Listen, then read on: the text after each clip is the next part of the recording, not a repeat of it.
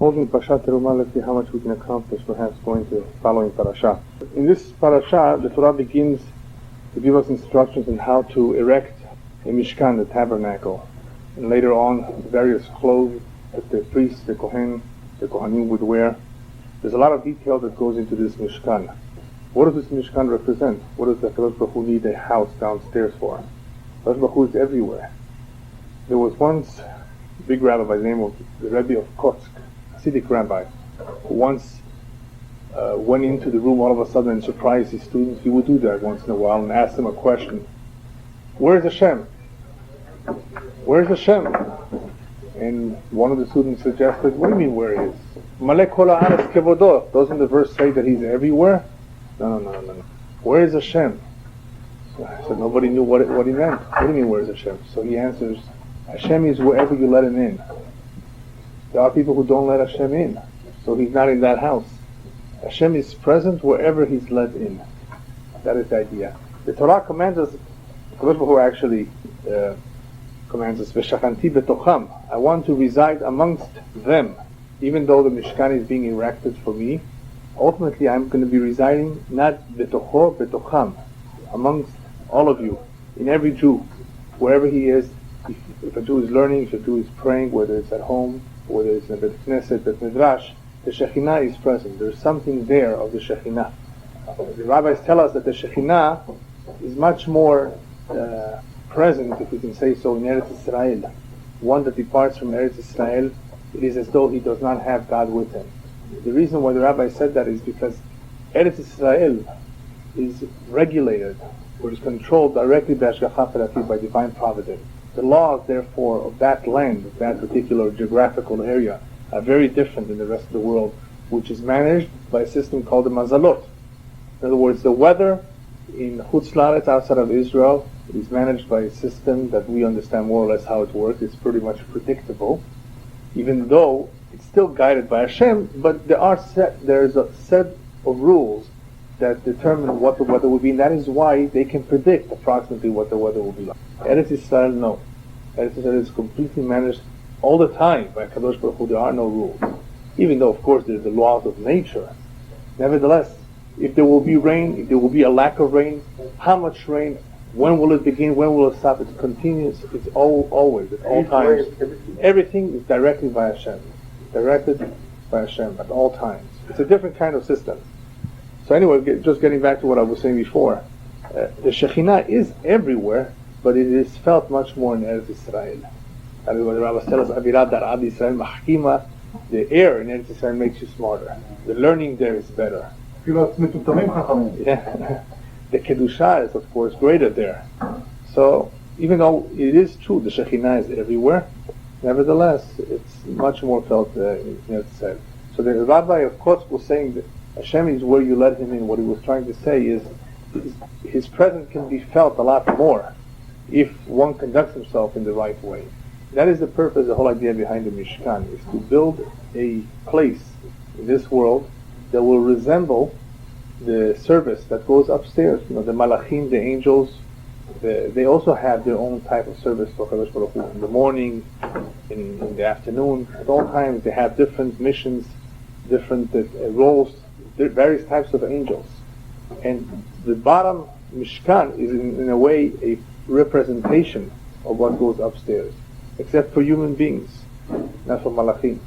So it's a way of bringing down a Kadosh Baruch Hu and having it concentrated in one particular area, from which all the light will go out to the rest of the world. As the rabbis tell us, if the Goyim would only know what value the Bet HaMikdash had, later on the Bet HaMikdash replaced the Mishkan, what value it had for the entire world, they would never have destroyed it. On the contrary, they would have put up guards to protect it. They realize how much comes out from that place, how much shefa, how much blessing comes from that place. But that is where everything is concentrated. It's a representation, just like countries have ambassadors, have embassies and consulates in other countries to represent them. Kadosh Baruch Hu has an embassy, a consulate. That's the Mishkan. And he has his ambassadors, the Jewish people who represent him. This is what he wants for the world, this is what he expects, and they will represent him, hopefully, if they do the job correctly. So this is an area, Mishkan and later on the Bet HaMikdash, where the service of Hashem that needs to be performed. and you will understand later on why these services need to be performed, will take place. Certain things can happen everywhere, but other things can only happen in that particular area. Once we don't have a Mishkan or Bet HaMikdash, you cannot bring sacrifices, you cannot do a lot of things. That could only take place in a specific location that Hashem has chosen, not everywhere. Obviously, looking at it simplistically is because once you designate a spot, once you designated a place, that place becomes revered and looked up to. It's not that everything is the same. You choose a place which is greater and which is more important than the rest of them. Right, exactly. So there are reasons why that particular spot, Har HaMoriah, was chosen. Why Shevet Levi, as we will talk about later on if we have time, the tribe of Levi was chosen of the entire Jewish people to represent or to take care of certain activities among the Jewish people. Not everybody does the same. And this ultimately leads to another completely different subject, and that is the subject of that women complain about, that they don't have equal rights. Where in fact what happens is that everybody is equal, but not everybody is identical. So there's a difference between being identical and being equal. Of course everybody's equal, everybody's special and everybody's important, but not everybody's identical, right? People have different roles. So eventually we'll talk about that. So this Mishkan, this particular place that was designated, is a very special place. The Mishkan, the structure, is very symbolic in the way it was built, and we'll talk a little bit about that. It was very, very big. If you want to have an idea, go to the Kotel HaMaravi and see how long the Kotel was, and pretty much that encompassed the whole area where the first and the second temple stood. So it was a very, very big courtyard, a big structure. Not every room was very, very large, but all in all, the structure of the Bet HaMikdash and the Mishkan was quite large. Okay. All right. In Parashat Teruma, Am Yisrael is asked, therefore, to contribute to the building of the Mishkan. How do they do it? There is various terumot, there are various donations, and one of the donations is Zahav, V'chesef, U'Nechoshet. It says specifically that it should be in gold, silver, and copper. However, if you look at the various donations throughout the following Parashiyot, you will see that some of them were equal amounts. And it says, for example, Beka Lagulgolet, which was a half a shekel. Everybody was equal. You could not give more even if you wanted to. That's it. Yeah. And there was a teruma, a type of donation that was give as much as you want. You know, it's interesting. I'm told by many rabbis, whether Rashi Shivot or principals of institutions who come collecting money, they have an easy time collecting to build a new building. It's the maintenance that they have a hard time collecting. People don't want to give to maintain, to pay the bills. To build a new building, a new room in my name, of course, right? It's a lot easier because it carries a name. So they don't have a problem building it. They have a problem keeping it, maintaining it. Yeah. Anyway, so over here what we have is various types of terumot, various types of donations. Some of the donations are equal. One of the donations is as much as you want. Now what's the reason for that? Briefly, Kadosh Baruch Hu wanted every Jew to have a part of the building of the Mishkan. That's number one. So nobody should take credit. I gave this wall. It belongs to me. In other words, I'm the one that built this. Everybody had a part in building the Bet HaMikdash. Everybody had a part in building the Mishkan. It belongs to all of us. Nevertheless, there was a type of teruma that Kadosh Baruch Hu allowed each one to give however much his heart wants to give. And the key there is however much his heart wants to give. Not everybody's the same. Some people are more stingy than others. Kadosh Baruch Hu left a part of the Mishkan that will depend on one's true desire, in other words, from the heart, however much he wants to give. And the reason for that is as follows. The rabbis explain that even though you see the words gold, silver, and copper, don't ever think that Hashem likes silver, gold, and copper. In other words, He wants these precious metals. Why is He asking for these metals? Why is He asking that this structure be built from these metals? Oh, exactly. Kadosh Baruch Hu really wanted that this building should be built out of love. They should never feel that this is a burden, they have to do it, that they should really feel a part of it. It should really be important for them, it should mean something to them. and therefore it should be done with love. So what does Hashem say? Give whatever is precious to you. Gold, silver, and copper is precious to human beings, to mankind.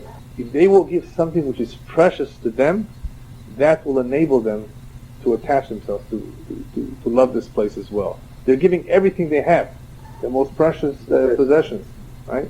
That is the meaning of what Shlomo Melech said is, Amudav asa chesed, refidato zahav, merkavo argaman. This is a description of the Bet HaMikdash. But the tochor ratzuf ahava. But in the inside, the lining is all made out of love, which is the most important part, right? Women, in general, maybe there are exceptions. If you give them all the jewelry in the world, and you buy them all the most precious fur coats and clothing, but you don't give them attention and love, they couldn't care less for all the jewelry and money. It doesn't mean anything to them. They would rather have little of the material, but a lot of the attention and the love. That's much more important to them. Why is this called Teruma and not Nedava? What kind of a word is Teruma? Donation. So is the word Nedava. No. Nedava is a contribution, but it's also a donation. What's the difference? One is Nedava, is more hard. Teruma comes from the word leharim, to elevate. In other words, when we give a teruma, we're elevating this money. We're giving it for a worthy cause, for a holy cause. It's not just going for anything. Right. HaKadosh Baruch Hu is telling us that this is going for an important cause. Therefore, a teruma, not just a nedava. Also, a nedava is not necessarily a particular amount, a set amount. Any amount that you decide on. Here, at least a few of the terumot are set amounts that the Torah is telling us to give.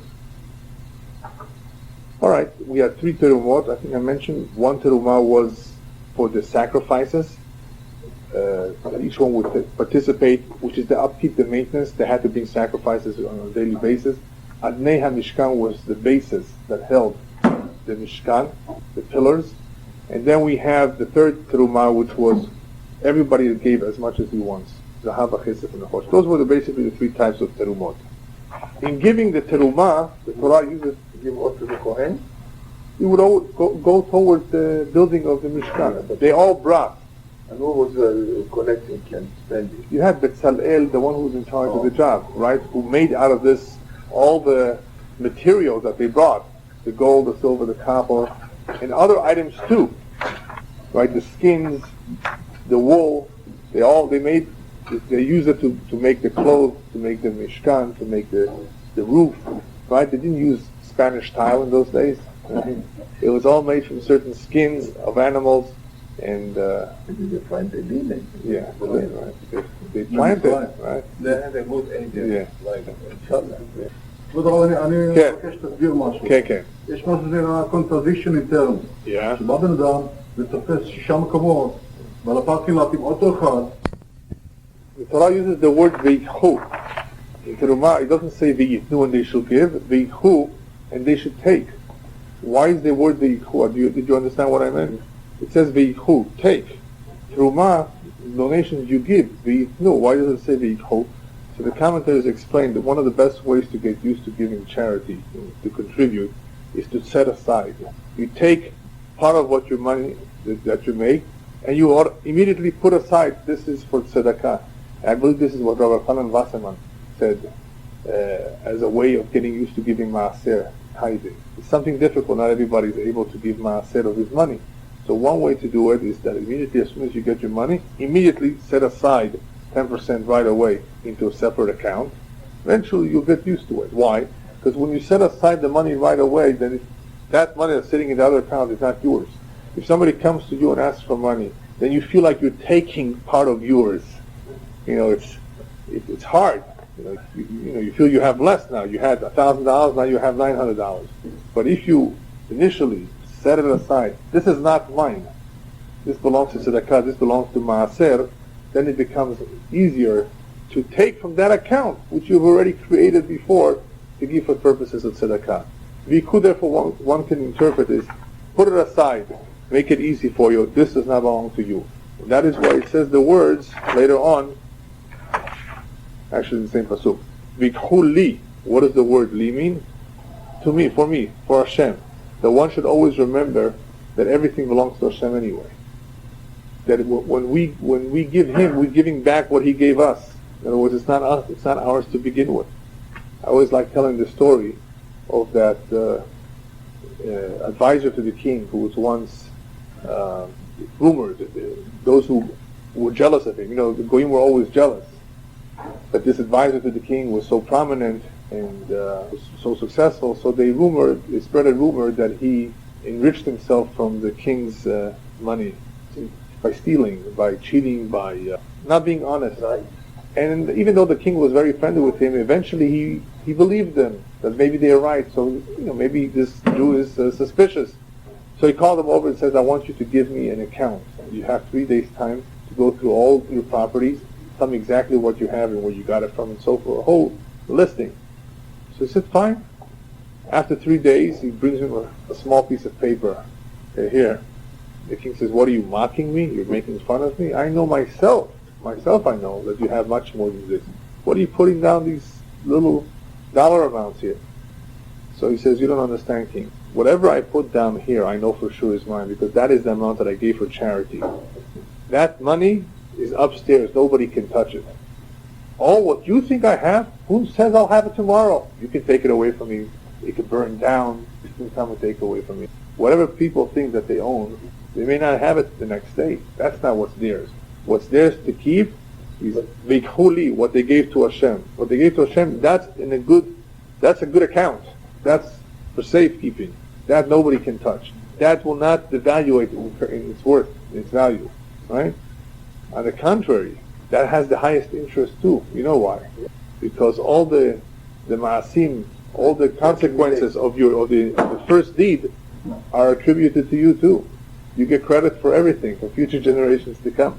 In Eretz Israel, there is a tzedakah, a fund called Rabbi Meir Balanes, which is, by the way, a very, very powerful tzedakah to give to, because we have a tradition for Rabbi Meir Balanes that if you lose something and you can't find it, and you say, Ani noder le'ilu nishmat Rabbi Meir Balanes, I promise to contribute to the Rabbi Meir Balanes, if I find what I lost.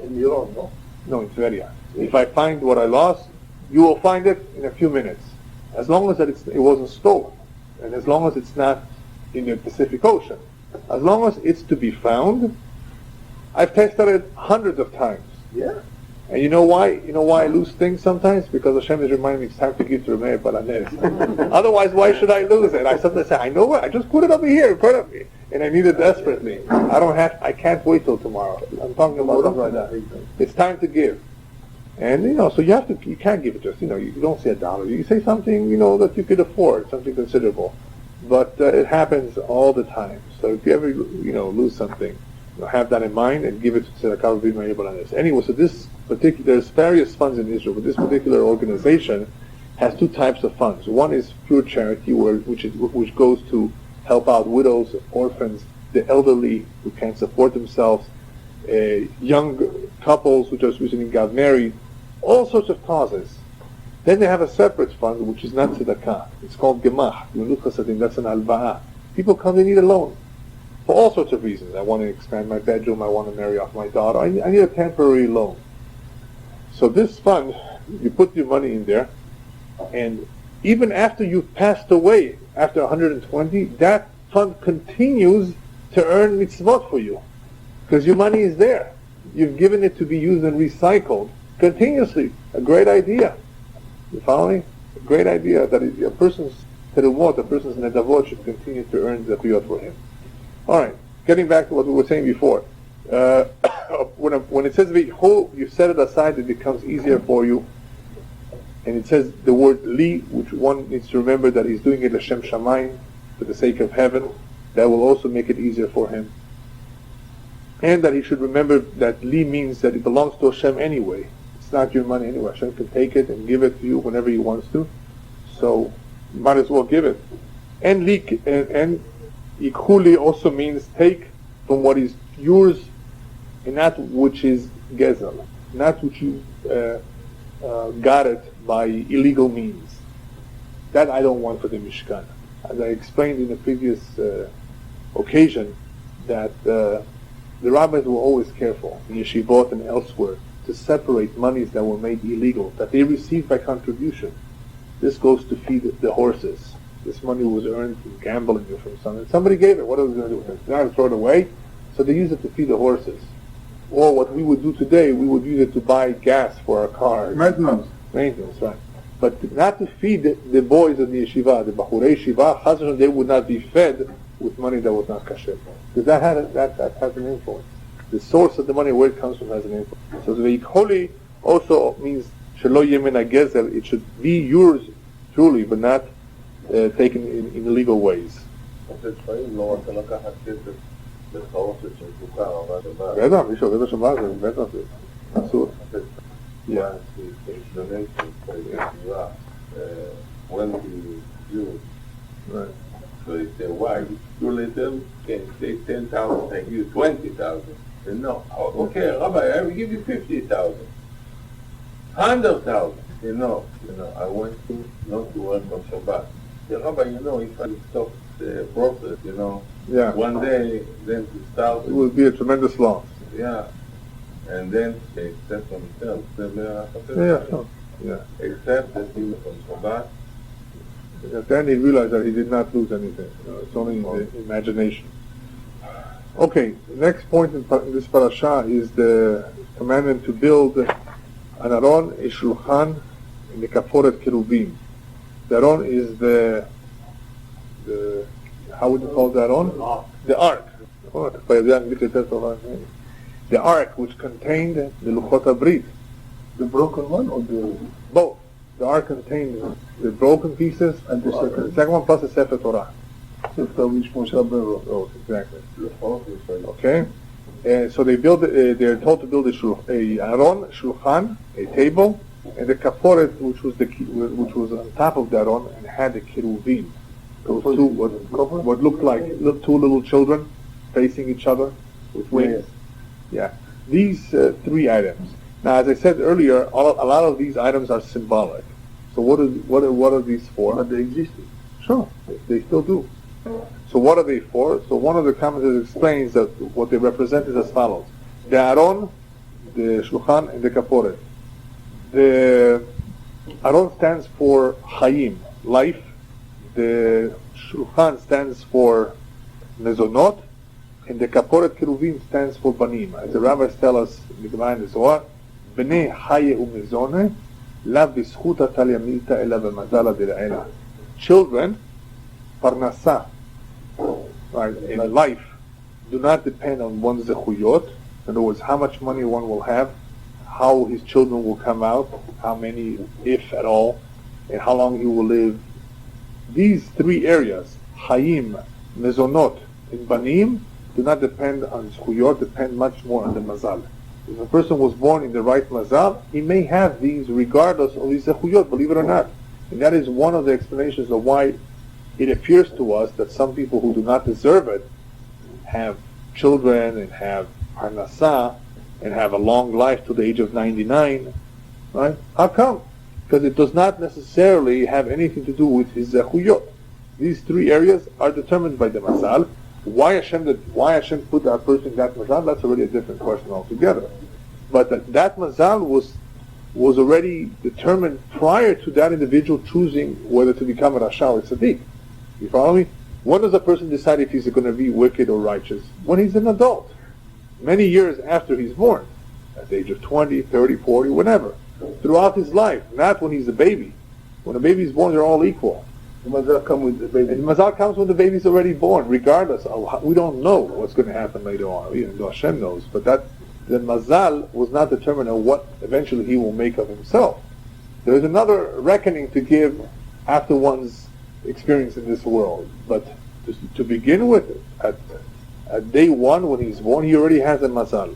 So these three areas, nevertheless, even though they're from the mazal, we, the Jewish nation, are me'ala mazal, right? We're above the mazal. We have something called hashgacha prati, divine providence, or as we would say in Hebrew, yeshanu protectia. We have special relationship with Borei Olam, and if one does teshuvah, he's able to overturn the mazal, overturn a decree. He's able to change it. So these three, the Aron, the Shulchan, the Kaporet, were symbolic in that they represented these three, that in that the Kohen, with the various Avodot that he would do in the Bet HaMikdash, he would pray for Am Yisrael that they should continuously have these three areas. They should not be lacking in these three areas. That HaKadosh Baruch Hu should bless. That's what a blessing is. A blessing is something that comes extra. Right? There's mazal, but then there's extra. You want extra credit, you want something extra, I give you beracha.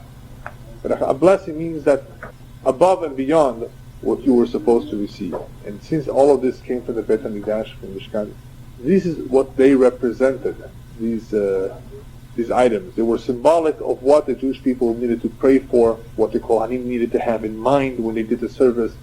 They should have in mind their brothers and sisters out there who need these three things at all times. They should pray for them and have them in mind. Remember, Kavanah is something very, very powerful. Kavanah means what you have in mind, what you're thinking of at the time that you're doing something. You can do a mitzvah without Kavanah, then it's like, just a plain mitzvah. It doesn't have the same weight as if you did it with the right Kavanah, with the right intention.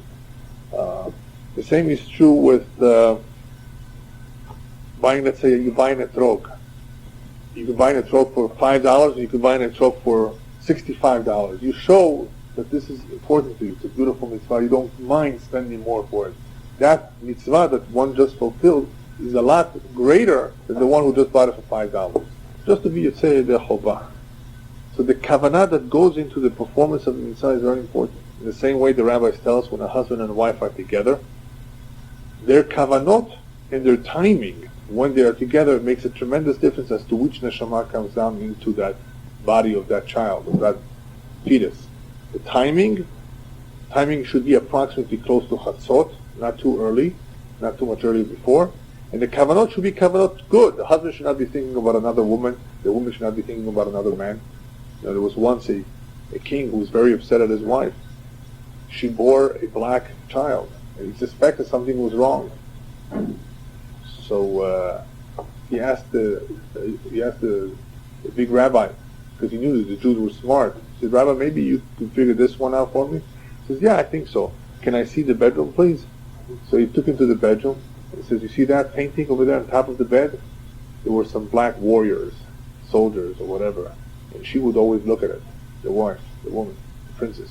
And as a result of staring and thinking about it, and she admitted later, she thought about it the whole time, that somehow affected the child too, the color. That's a little bit extreme, but it comes to show us that what a person thinks at that time is very, very important. Very important as to what the Neshama comes down, what kavanot a person has, what he thinks of, how he prepares himself. That makes a difference. So the same thing over here. These various items, they were symbolic, but they helped in generating the right kavanah in the Kohanim. Then there was a zer. A zer, it was like a little crown, a rim, actually, around the shulchan. And what does that represent? That, the Rabbi tells us, represents the crown of Torah, of Malchut, and of Kehunah. The three crowns of priesthood, of Torah, and of kingship. And Malchut, kingship, is that how we say it? Yeah. Even though Kehunah belongs to Shevet Levi, even though Malchut belongs to Shevet Yehudah, the Keter Torah belongs to everybody. Right? Nevertheless, all these three would have a crown, and Chelek has a share in the Torah. Once there was an individual who came to the Chafetz Chaim. He says, "Rabbi, I'm convinced. I want to build a yeshiva all by myself. It's a beautiful big mitzvah. To support Torah, Talmidei Chachamim, I want to do it all myself." He says, No. The Torah does not only belong to you. Torah belongs to all of Am Yisrael. I want everybody to give a little bit, not just you. Like we said before in the Mishkan, everybody contributed. You can't give everything. There were once two shlichim that came to Rabbi Yecheskel Landau, the chief rabbi of Prague. And he said, "We're collecting for an important cause." What's that? Pidyon Shavuim. We want to get somebody out of prison. We need a lot of money. How much do you need? 300 golden coins. It was a lot of money then. He went back to his safe, and he brought it with him 290. He says, "Rabbi, you could have made it so much easier for us. Thank you very much. Why don't you just give us the full 300? Said, no, the other 10 I want you to go fetch in the city, ask people. The mitzvah does not only belong to me. Why? Because Pirkei Avot, it says, whoever wants to give but others should not give, he has an evil eye. A bad eye for others. In other words, I only want to give, nobody else should give. You would think this guy is a big tzaddik. No, selfish, I don't want anybody else to give, I want to give myself. There are people with this attitude. There are those who say, I don't want to give, let everybody else give. That we know a lot. That there's a lot of, right? A true tzaddik, Rabbi tells us, is one who gives and wants to encourage others to give to the devotee. So I'll give you 290, make life easy for you, but the other 10 golden coins, you got to get from everybody. Everybody should have a chedek in the mitzvah. It's such a beautiful, such an important mitzvah. Everybody should have a chedek. Same thing with the crown or the rim around the Aron is representative of the Torah belonging to the entire Jewish nation. Okay, in the building of the Aron, we find that the ark itself had a tzipui of gold on the inside and gold on the outside. It was wood. How big was it? Not too big. Like this. Yeah. But anyway, so it was gold on the outside, gold on the inside. What for? Why in the outside and the inside too? Inside nobody sees. Outside I can understand, but what's the inside? So of course the rabbis learned something from all of these things. And they said this teaches us about not being a hypocrite. That you have to be solid on the outside and solid gold in the inside. A lot of people show one face when they're outside, another face altogether when they're home. Like the story with Socrates. You remember Socrates, the philosopher, the Greek philosopher? He was a philosopher, right? Yeah. An important intellectual man. He was once caught committing a very disreputable act. You can imagine what. So they said, what's this? How could you do something like this? He says, right now I'm Socrates the man, not Socrates the philosopher. See, so he had a double standard. Now, lehavdil elef havdalot, let's take a look at our sages, our great people, the Hafez Chaim. They were always, what they wore is what they wore. They didn't have double standards, there was no hypocrisy.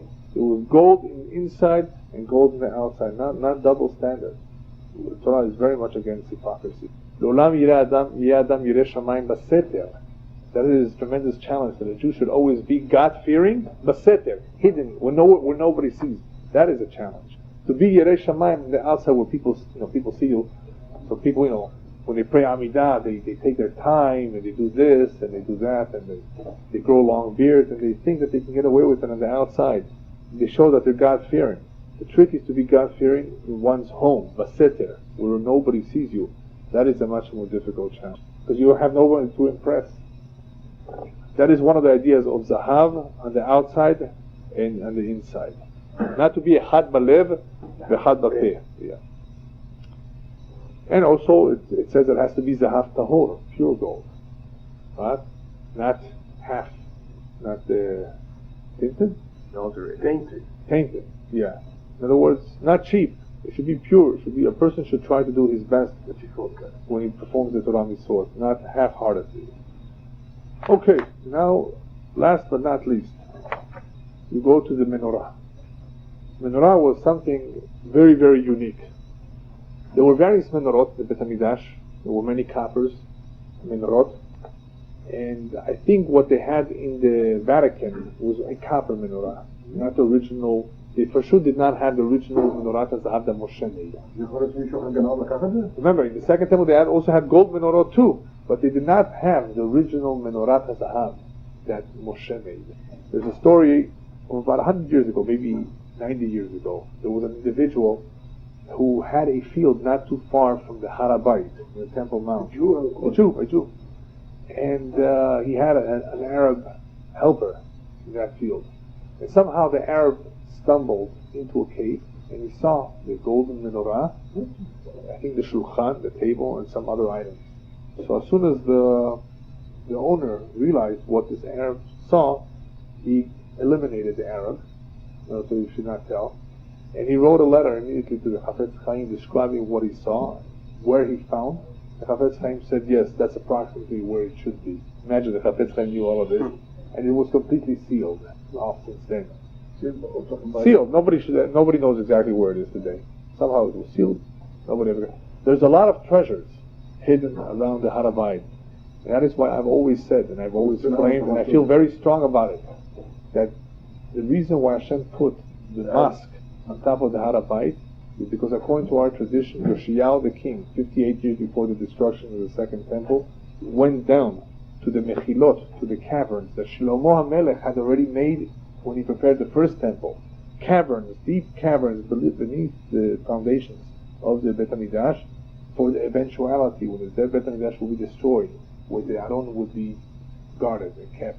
So according to our tradition, the Aron is not in Ethiopia like some want to think. It's not in Sinai. It's not in Iraq like some others want to think.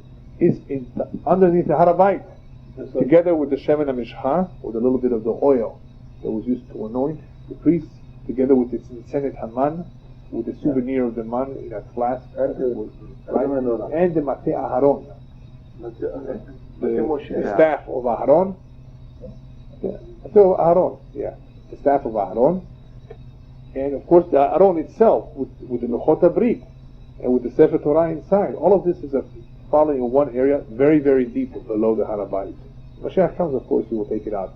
Hashem put them out there, otherwise, unfortunately, our secular friends, archaeologists, would have dug, in the first place they would have dug it there. But now you see how they're having a hard time getting in there even. The Arabs won't let them. So Akom Nashamayim. So even though we feel bad that the Arabs are there, but they're doing more or less a good job protecting at least what's deep down. What's on top of the surface is not as important because it's many, many periods of history after the Churban HaBayit. There were so many other conquerors who came there and ruled there that even though we're interested in the archaeology, it's not as important as the Aron, of course, that's there. But there are a lot of other items there too, all around the Harabait. What? Is that why Jewish people can't go up to that mosque? No, Jewish people can't go because today we don't have the Efer or the Paradon, we don't have the ashes of the bread heifer, we cannot be completely clean, and we are all considered Temei Nefesh, where we came in contact with dead people, which is a very high form of Tum'ah, and anybody who has that high form of Tum'ah cannot enter the Mikdash. The Mikdash is the mosque. Where's the mosque? Yeah, exactly. Even the Kohanim? Everybody who's Tamei Nefesh. Mishu Tamei Nefesh. You cannot, how do you know, maybe לא הולכים, אבל הם כבר תמיים, אולי הלכו באיזה מקום ברחוב, הם לא נזהרים היום. מספק. אנחנו לא נזהרים היום, בגלל שאין, there's no way that we can become clean, so we're not very careful. Kohanim have a special commandment not to make themselves more tamei, but they are already tamei. נכנסו בטעות לבית חולים, והיה שם טוב. Give you another example. I remember about 25 years ago, I was in a Bet HaKnesset, and somebody passed away, an older man. So he had, whatever. And I saw the Kohanim run out. Because, if the Kohen is in the same room as a dead Jew, he becomes Tameh. So there's sometimes you can't, so in the time we had Efer Paradon, you can become clean. And today we don't have that. Once Mashiach comes, we will have that. Exactly. So we're missing that. Alright, so we have the menorah. What does the menorah represent? Pasuk says, Ner Hashem Nishmat Adam. The menorah is to remind us of the neshama. It's a spiritual part of the human being. We spoke about the materialistic things that we need, the life, the children, the parnasah that we ask for and that we need. The menorah is symbolic of Torah, by the way. It's symbolic of the light of the Torah, but it's also symbolic of the neshama. That is why we light a candle, leilum nishmat, somebody who has passed away. What's interesting about a ner is look at the flame. It's always pointing up. That's where it comes, because that's where the neshama comes from. The human being is the only creature on this planet that walks on 2 feet. Animals walk on 4, they're always facing the earth because they're entirely from the earth. A human being has a neshama, he walks on 2. He's upright, because half of him, the neshama, comes from above. So anyways, that's what the menorah comes to represent. What was unique about the menorah is that you had all the tilim facing the middle, right? They were all facing the ner ha'emtza'i, which is representative of the Shekhinah. You can have Jews that are somewhat different. You can have 12 tribes that do things slightly differently. In the end, we all face the middle. We all have the same Shema Yisrael. We all face the same. In other words, we all do the same thing. There was once an individual who came complaining to the Chafetz Chaim, Rabbi, I don't understand what's going on. You have Nusach Ashkenaz, you have Nusach Sfarad, you have Persians, you have everybody with the different. You have everybody doing something else differently. You have Hasidim, and you have Mitnagdim, and you have Lithuanians. They all learn differently, they pray differently. What's going on? Wouldn't it be nicer if we were all exactly the same? Because you don't understand. Says, why don't you go ask the general in the army why he needs an air force, why he has tanks, why he has infantry, why he has artillery, why he has cannons. Wouldn't it be better if everybody would be the same thing? Of course not, because each one has a job. What the infantry does, the tanks cannot do. What the tanks does, the infantry cannot do. Then you have the air force. Each one has a job, right? But the goal is the same. But the goal is the same. And what's the goal? To win the war. To win the battle, right? Same thing over here. Even though we may do things a little bit differently, we may go slightly different directions, but we all are facing the Neraim Said, the little camp. The menorah, if I remember, it was one piece, right? Right, that's the next point I want to say. The menorah was one piece, miksha. Out of gold, it was made out of one piece solid gold. What for? It couldn't be made from parts. It had to be made solid. That solid gold is representative of the ahadut that is important for the Jewish nation. Forged. Symbolic, Yeah, that is symbolic that the Jewish nation needs to be the ahadut. In other words, connected. Not from different parts. Even though we do things a little bit differently, nevertheless, the miksha ahad, it has to be out of solid gold. Now, all of these items and all of these characteristics may have a lot of other meanings too, and a lot of them are al pi yasod, according to the Kabbalah. Just give over a little bit of the simple understanding of what these mean. But you couldn't make it at the end. It was made like from Shammai. They put you shofar, it came out. He showed it. He showed him how to. He showed it to him. Yeah. Yeah. Nevertheless, Betzalel and his companions were given special knowledge by Hashem and talent, knowledge and talent, to be able to make all of these things from scratch, because it was very, very difficult. It wasn't simple. They didn't have blueprints, No tools. no tools, right? As you know, in the Bet HaMikdash, you didn't hear any hammer. So it's incredible to see if you go there. If you go today and see how the large stones were moved, you wonder how did they accomplish it? They didn't have pulleys. Some say they already had pulleys back then. Nevertheless, it was very, very difficult. Yeah, it took a lot of time. But obviously, HaKadosh Baruch Hu gave them chokhmah, gave them knowledge and talent to be able to erect this Mishkan. So what happened to the Mishkan? Anybody know? The Bet HaMikdash was destroyed. It's buried there. Where's the Mishkan? Buried there. There was various places that the Mishkan went. It was in various places. And it was not always the same. One of them eventually was made out of stone. And eventually it was all replaced by the Bet HaMikdash. But the original Mishkan that we were just talking about right now, that was made out of all these fancy parts, where is it? So Midrash says, HaMikdash, HaMishkan, Nignaz. It was interred. Nignaz, Badama. Why? Mikivan sheba minidvot libam shel Israel. Because it came out of the donation, the contribution of the Jewish people. And as a result of that, it was never destroyed. The Bet HaMikdash, which was not exactly the same way, unfortunately was destroyed. So you see from this that something that is done with the entire heart, sincerely, is much more powerful. It remains forever. That is what the rabbis tell us. That is the same idea of why the only mitzvah that remained with the Jewish people, even with those who are secular today, is what? Brit Milah. Why? Because that is the mitzvah shekulam kiblu ota besimcha v'lachen adayin osim ota besimcha. Everybody received it with happiness and gladness. That is why they continue to do it. You ask them why. You ask a secular Jew who's completely secular, why are you doing this? This is the most primitive commandment. He doesn't know. He says, don't bother me about that. Azovoti. Right. This I do. Right. They don't understand why, because originally they accepted it and did it with all their heart. And that is why they were willing even to give their lives for it. Every mitzvah, therefore, that is done in Sirut Nefesh with one's whole heart, willing to sacrifice for it, it leaves a permanent impression. The same thing with the Mishkan.